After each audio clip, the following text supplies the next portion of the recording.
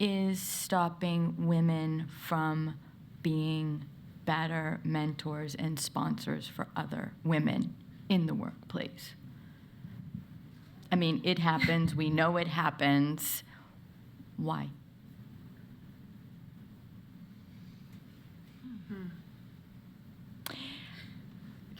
You know, it was funny. I just had a conversation, and maybe this will spark something.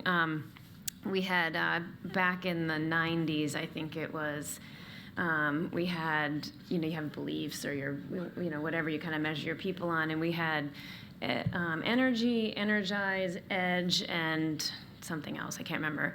But I see some smiles because edge was the big thing. That was, okay, I can make a decision. I can be, you know, I can, you know, I don't know how to describe it. I can be edgy, right? But back then, if you had edge as a woman, you were a bitch. Excuse me. Sorry. Oh, I shouldn't have said that online.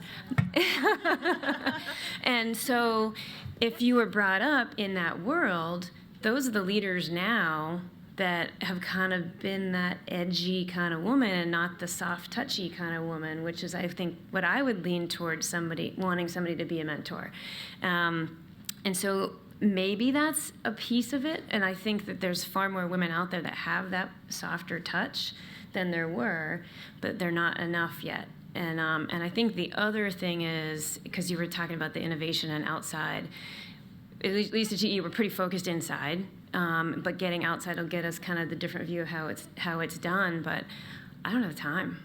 You know, and I do get locked in that. I'm like, okay, well, you know, my days are filled with 10 hours at least of work a day. I got to trade off with my husband on piano lessons and soccer and, you know, and then we bike race on the weekends. And it's like, okay, I can't add that. And so I think that with women trying to balance this whole thing and do in the evening and trying to manage with the husband and who's going to do what, I have to go at night and do this innovation and pull people. It's hard. It's time. And I think we have to get out of that way, our own way, to do that. So it's funny because one of my previous mentors was actually a man. And so it was really funny because I remember when I was talking to the HR leader about this opportunity to find a mentor. And I don't know why, I had it stuck in my head that it should be a woman, right? And I was just like, all right, so, you know, what woman's going to mentor me? And the HR leader, she's like, well, why does it have to be a woman? And I'm just like, you know what, that's right. I'm like, that's absolutely correct. So I think that when you look across the spectrum here of who's in management, it's predominantly male leaders. And I think that we need to have male leaders mentoring women managers. That brings up complications, to be quite frank, right? You kind of always want to operate at arm's length. You're worried about, you know, rumors or, you know, innuendos and all of this. But I think we need to get past that. And I think that is one of the things that the women's networks that companies have, and Bobbie's women's network that she's doing is helping with that, because it's bringing awareness. I don't know that we are pushing significant change all at once across these organizations, but I think we are building more awareness to what the issues are, and I think we are starting to pull men into the conversation, which is really the important piece of it. I was at an event for West Organization. It's a women's organization, and there was a gentleman in the audience who stood up and said, you know, I don't wake up every day with the rest of the male population saying, how are we going to keep women down? You know, it just, they're not thinking like that. They really aren't. And so what's going on is really, it's just an unawareness, right? So the more that we talk about it, the more that we engage, the more that we involve, the more awareness and a sensitivity is going to come up around that. Can I add one thing? Because I had a mentor for 12 years. He retired 2 years ago. And my first, it was a assigned mentor. My first conversation with him, the get to know, he said, okay, well, you're part-time, you know, when are you coming back full-time? I said, great, that's how this is going to start.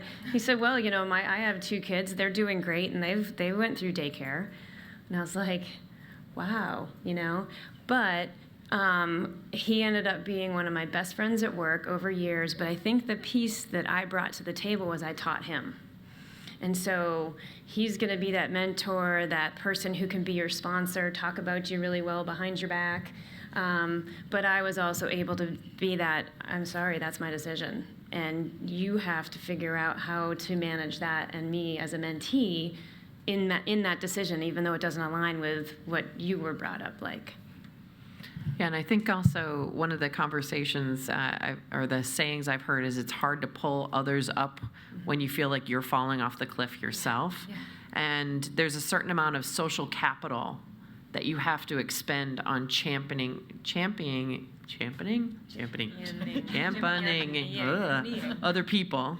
I think the original question was, why don't other women help other women?